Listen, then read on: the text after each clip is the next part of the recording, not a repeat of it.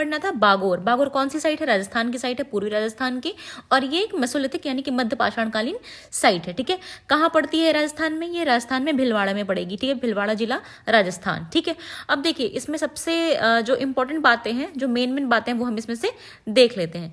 देखिए इसका जो हमने बताया था, इसका एग्जीक्यूशन है यानी जो इसका उत्खनन है वो बहुत ही विस्तृत रूप में कराया गया है। ठीक है, और ये जो इसकी एग्जैक्ट लोकेशन है वो कहाँ है? ये भीलवाड़ा से 25 किलोमीटर, ठीक है, पश्चिम कोठारी नदी के निकट बालू के टीले पर बसा हुआ है। ठीक है, ये मैंने आपको इसकी पूरी लोकेशन बता दी ताकि आपको कोई भी कंफ्यूजन ना हो। इसमें से एग्जाम में कहीं पूछ दे कि बालू के टीले पे बसा हुआ है तो आप कंफ्यूज ना हो जाएं कि अच्छा बालू के टीले पे बताया तो था नहीं कब बसा हुआ है। ठीक है, तो अब यहाँ से क्या इंपॉर्टेंट है? देखिए यहाँ से ये इंपॉर्टेंट है कि देखिए ये जो बालू का टीला है ना जिस पे ये बसा हुआ है, ठीक है, इसकी जो ऊंचाई है वो लगभग कितनी है? 7 मीटर। इसकी ऊंचाई आपको याद नहीं करनी, लेकिन इसमें इसको क्या याद करना है?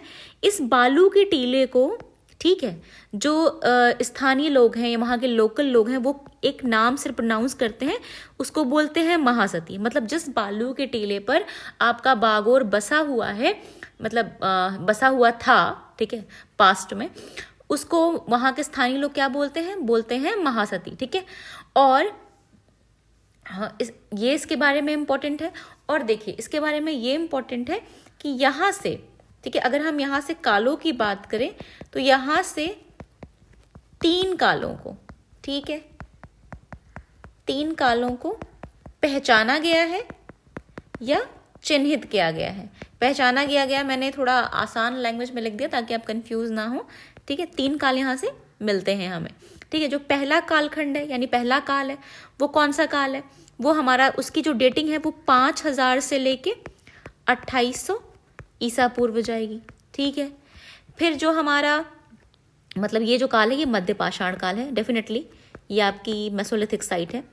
ठीक है, जो हमारा दूसरा काल है वो है आपका, ये आपका जाएगा 2800 से लेकर 600 ईसा पूर्व। ठीक है, अब इसका काल कौन सा कहा जाएगा?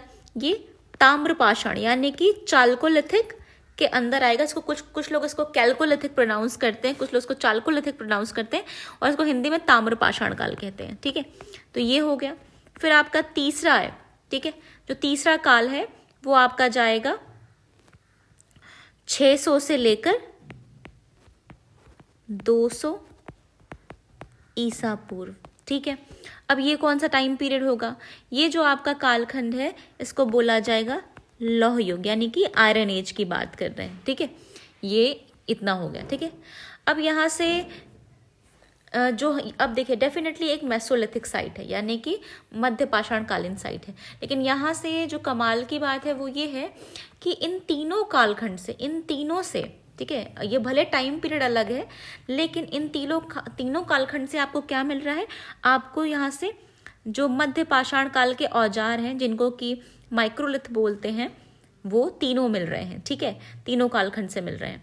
और कालखंड 1 से मतलब इस वाले काल से, चूंकि ये मध्य पाषाण कालीन है तो यहाँ से सबसे ज्यादा मात्रा में क्या मिल रहे हैं? यही पत्थर वाले आपके छोटे औजार, ठीक है, जिसे आप माइक्रोलिथ बोलते हैं वो। और इसमें बेसिकली क्या मिल रहे हैं? मतलब ये किस पत्थर के बने हैं? देखिए ये चर्ट पत्थर के बने हैं, ठीक है, और एक पत्थर और के बने उसको बोलते हैं क्वार्टज। ठीक है, इन 2 पत्थरों का सर्वाधिक इस्तेमाल किया गया है। और आकार में कैसे हैं?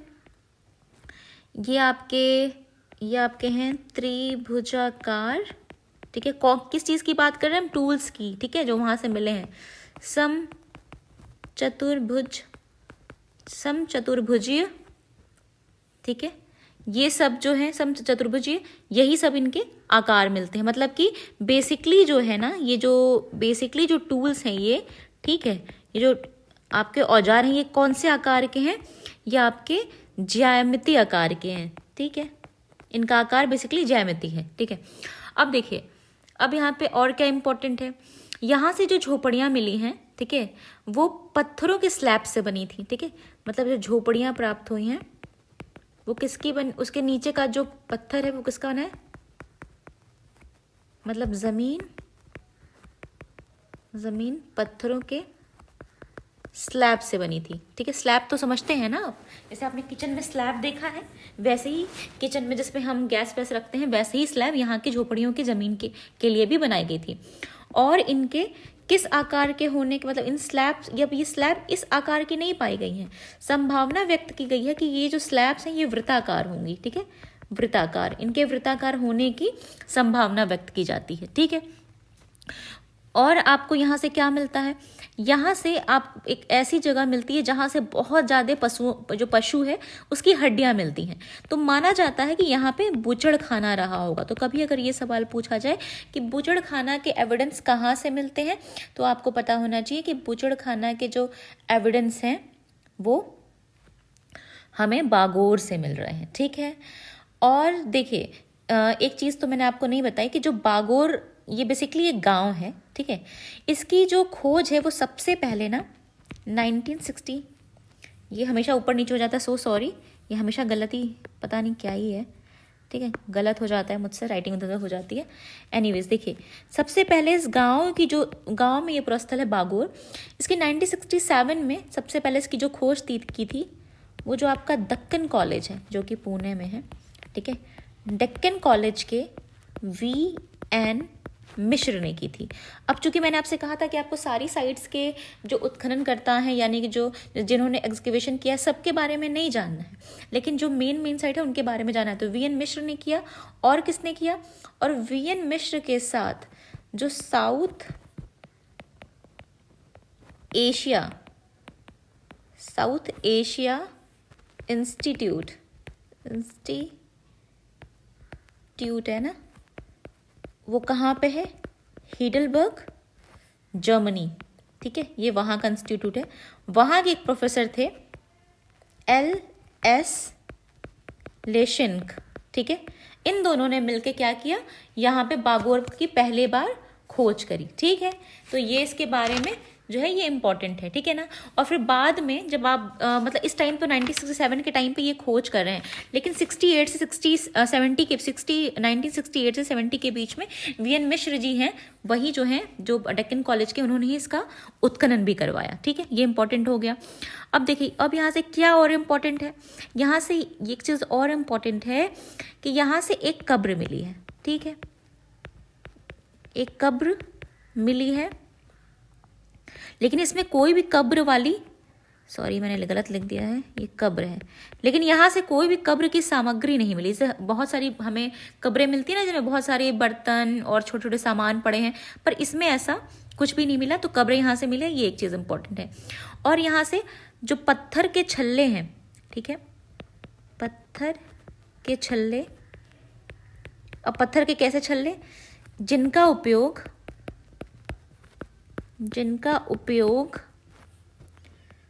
सूक्ष्म पाषाण, ठीक है, बनाने के लिए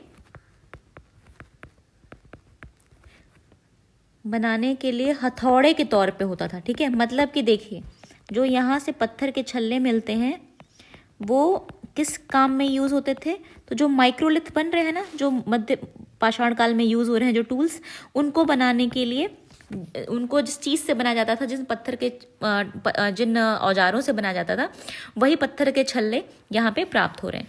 फिर यहाँ पे और क्या जो प्राप्त हो रहा है, गेरू का टुकड़ा प्राप्त हो रहा है, गेरू एक रंग होता है उसका टुकड़ा, ठीक है। आपको सील बट्टा मिल रहा है यहाँ से, ठीक है, एवं पिसाई पत्थर मिलेगा, ठीक है। इसका मतलब है वो लोग अनाज अब पीसते होंगे सील बट्टे के थ्रू या पिसाई पत्थर के थ्रू, ठीक है, सील पत्थर मिल रहा है। ये सब यहाँ से, ये चीज़ यहाँ से इंपॉर्टेंट है। अब देखिए, अब क्या इंपॉर्टेंट, यहाँ से एक और चीज़ इंपॉर्टेंट है, जो पशुओं की हड्डियाँ मिल रही हैं उसमें जंगली मवेशी, ठीक है, क्या क्या है, मतलब जो पशुओं की हड्डियाँ मिल रही हैं उसमें जंगली भी हैं और मवेशी भी हैं। मतलब जंगली मतलब वो तो जो आपको पता है जिनको पाला नहीं जा रहा, और मवेशी कौन, जिनको पाला जाता है, उनको बोलते हैं ना मवेशी। तो क्या क्या है, तो यहाँ से देखिए, 2 तरह के मतलब 2 टाइप्स ऑफ जो हिरन बोन्स है वो आपको मिल रही है, 2 तरह के हिरण मिल रहे हैं आपको। फिर क्या मिल रहा है आपको, सूअर की हड्डियां मिल रही हैं, ठीक है, आपको चूहे की हड्डियां मिल रही हैं, लोमड़ी की मिल रही हैं, ठीक है, सांड की मिल रही हैं, कछुए की मिल रही हैं, कछुआ, और किसकी मिल रही है, मछली की, ठीक है, इनकी मिल रही हैं। और मैंने आपको बताया ना कि यहाँ पे पालतू भेड़ बकरियों की भी हड्डियां मिल रही हैं, ठीक है। अब जैसे क्या था कि आपको यहाँ जंगली भी मिल रहे हैं और जिनको पाला गया उनकी भी हड्डियां मिल रही हैं। तो इससे पता चला ना कि यहाँ से पशु अगर पूछा जाए एक सवाल कि पशुपालन के सबसे पुराने एविडेंस कहाँ से मिलते हैं, तो 2 जगह से मिलते हैं ना, एक मध्य प्रदेश का आदमगढ़ और दूसरा राजस्थान का बागोर, ठीक है। तो यहाँ से हमें मवेशियों के भी मिल रहे हैं जो हमने पाले, और जो जंगली पशु हैं उनकी भी हड्डियां मिल रही हैं। और यहाँ से ये भी संभावना व्यक्त की मतलब यहाँ से मृदभांडों के छोटे छोटे टुकड़े मिलते हैं, ठीक है। तो ये संभावना व्यक्त की जाती है कि शायद यहाँ पे ये जो मृदभांडों के छोटे टुकड़े हैं संभवतः ये मध्य पाषाण काल के होंगे। जैसे कि मैंने आपको एक बार बताया था कि जो आपकी जो लंगनाथ साइट है वहां से भी हमें मृदभांडों के छोटे छोटे टुकड़े मिलते हैं, ठीक है। और ये संभावना व्यक्त की जाती है कि यहाँ पे शायद उस टाइम पे भी मृदभांड क्या था, यूज किए जाते थे, ठीक है। तो देखिए अब बागोर जो है ना, ऐसा नहीं कि बागोर से सिर्फ आपको एक सांस्कृतिक काल मिलता है, नहीं, बागोर की अगर हम बात करें तो यहाँ से आपको 2 सांस्कृतिक काल मिल रहे हैं। पहला तो मैंने आपको बता दिया कि ये मध्य पाषाण है, ठीक है, ये मध्य पाषाण काल का है। अगर हम दूसरे की बात करें तो दूसरा किस काल का है, दूसरा आपका लौह काल का है, ठीक है। तो आपको ये दोनों चीजें कहाँ से मिल रही हैं, आपको ये बागोर से मिल रही हैं, ठीक है। अच्छा, मैंने ऑलरेडी आपको यहाँ बताया कि यहाँ 3 कालों को पहचाना गया है, ठीक है। तो यहाँ से मैंने आपको बता दिया 3 कालों को पहचाना गया है, ठीक है। और जो पहला है आपका बागोर वाला, ये वाला, ठीक है, इसको मत ध्यान दीजिए, इसको मैं हटा देती हूँ, बिकॉज यहाँ से ऑलरेडी मैंने बता दिया कि यहाँ से 3 काल मिल रहे हैं, तो इसका कोई सेंस नहीं है, ठीक है। लेकिन ठीक है, इसका कोई सेंस नहीं है, बस इतना याद रखिए कि यहाँ से 3 काल मिल रहे हैं और जो पहला आपका काल है उसके 2 उपकाल भी मिल रहे हैं, ठीक है। मतलब जो आपका प्रथम उपकाल है जिसका जमाव 50 से 80 सेंटीमीटर माना जाता है, ठीक है, यानी कि आपका मध्य पाषाण काल वाला, इसके 2 उपकाल भी मिलते हैं और इससे बहुत सारे पाषाण उपकरण और आपके वो पशुओं की हड्डियां ये सब मिलती हैं, मतलब उसके उपकालों से भी, ठीक है। और इस आपको ऐसा नहीं कि यहाँ से आपको फलक वाले भी औजार मिल रहे हैं और आपको ब्यूरिन भी थोड़ी मात्रा में, जो कि उच्च पूरा पाषाण काल में यूज होती थी, वो भी आपको यहाँ से मिल जाएगा, ठीक है। ये तो हमने बता ही दिया कि यहाँ से और किस किस पशुओं की हड्डियां मिली, ठीक है। और हाँ, एक जो इम्पोर्टेंट बात है जो मैंने अभी आपको बताया कि यहाँ से जो कब्र मिली है, उस कब्र के बारे में एक इम्पोर्टेंट बात जान लीजिए कि जो मानव कंकाल यहाँ से प्राप्त हुआ, जो कब्र यहाँ से प्राप्त हुई है, ठीक है, उसे लिटाया जो गया है, मतलब जिस दफन किया है वो कैसा है, उसका जो सिर है, ठीक है, उसका जो सिर है कंकाल का या कब्र का, जो भी कह लीजिए, वो पश्चिम की ओर है, ठीक है, और उसे चित्त करके लिटाया गया, मतलब ऐसे जैसे सीधा लिटाया जाता है ना वैसे, और आवास क्षेत्र के अंदर दफनाया गया। आवास क्षेत्र का मतलब पता है, जहाँ पे लोग रहा करते थे वहीं पे इसको दफनाया गया था। और इस कंकाल माना जाता है कि 17 से 19 वर्ष की आयु की ये किसी महिला का कंकाल है, ठीक है। ये जो है इस कंकाल के बारे में बताया गया है कि 17 से 19 वर्ष की कोई औरत रही, या औरत तो नहीं कह सकते, कोई लड़की रही होगी, ठीक है। और मैंने आपको बताया ना कि जैसे यहाँ से आपको लोगों के मतलब रहने का, झोपड़ियों का भी एविडेंस स्लैब का तो मिल रहा है, तो डेफिनेटली यहाँ लोग झोपड़ियों में रहते थे। तो जो प्रथम उपकाल है, मतलब मध्य पाषाण काल को आप 2 पार्ट्स में डिवाइड कर रहे हैं, प्रथम उपकाल और दूसरा द्वितीय उपकाल। तो प्रथम उपकाल में भी लोग झोपड़ियाँ बनाते थे, ठीक है। ऐसा नहीं है कि ये लास्ट वाले फेज से मिल रहा है, नहीं, स्टार्टिंग में से भी लोग यहाँ पे झोपड़ियाँ बना के रहते थे, ठीक है। अब इसके बारे में और कुछ तो बहुत ज़्यादा इंपॉर्टेंट नहीं है, ठीक है, क्योंकि इसका जो बेसिकली हमें देखना था वो हमें सिर्फ इतना जानना था कि यहाँ से कौन कौन से काल मिल रहे हैं, कौन कौन से स्तर मिल रहे हैं, ठीक है। इसके बारे में इतना ही जानना इंपॉर्टेंट था, क्योंकि किसी भी साइड को हम बहुत ज़्यादा एक्सप्लेन इसलिए नहीं करें क्योंकि बागोर को थोड़ा सा एक्सप्लेन करके हम तब पढ़ेंगे। देखिए, क्योंकि आपको अभी अगर मैं इसको मध्य पाषाण काल के साथ आपको इसमें ताम्र और लौह भी बता दूंगी तो आप कन्फ्यूज हो जाएंगे। इसीलिए अभी आप इसको सिर्फ मध्य पाषाण काल की साइड के बारे में याद रखिए। जब हम ताम्र पाषाण यानी चालकोलिथिक पढ़ेंगे तो बागोर से जो चालकोलिथिक हमें काल मिल रहा है, जो स्तर मिल रहा है, उसमें से क्या क्या मिले हम उसको भी नीचे एक्सप्लेन करेंगे, बट अभी नहीं, क्योंकि आपको कन्फ्यूजन क्रिएट हो जाएगी। तो अभी बस इतना आप रट लीजिए कि यहाँ से क्या क्या मिला, ठीक है, कौन कौन से टाइम पीरियड का मिला और कितना मिला, बस इतना ही ध्यान रखना है। और नेक्स्ट वीडियो में हम जो है बागोर के आगे वाले काल को देख लेते हैं।